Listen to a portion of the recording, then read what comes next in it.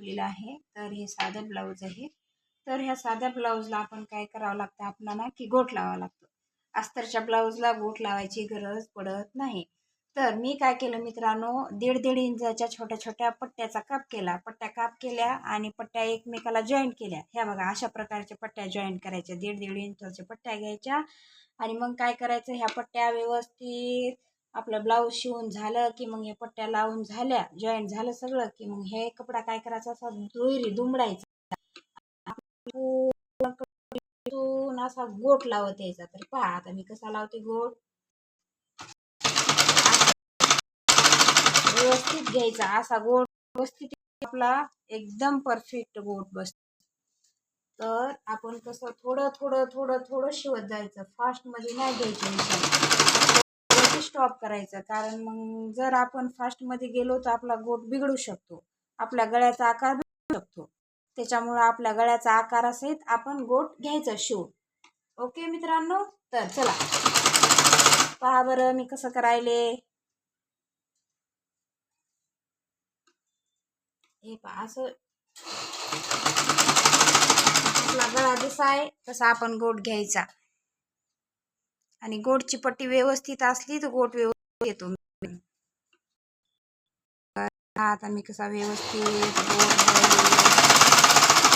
आकारासहित असा गोट घ्यायचा.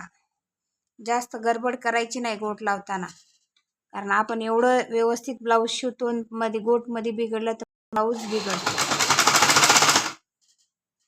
त्याच्यामुळं व्यवस्थित गोट घ्यायचा आरामानं. आधी असं पूर्ण शिवून घ्यायचं मित्रांनो. आता पहा मी शिवायले एकसारखं.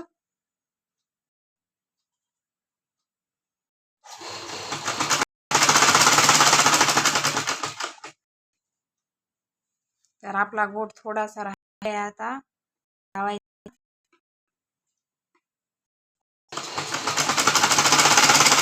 तरी पहा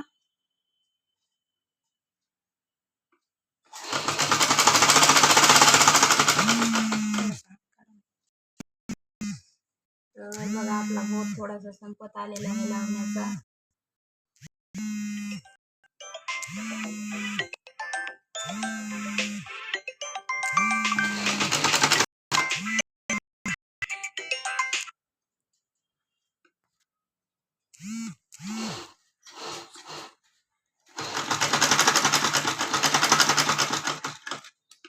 हे पहा मित्रांनो कसा गोट लावायचा.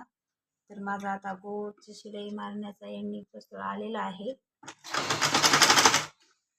थोडं राहिलेलं आहे. तर आता आपला कपडा इथं एक्स्ट्राचा आहे, तर आपण काय करायचं, असं कट करून घ्यायचा.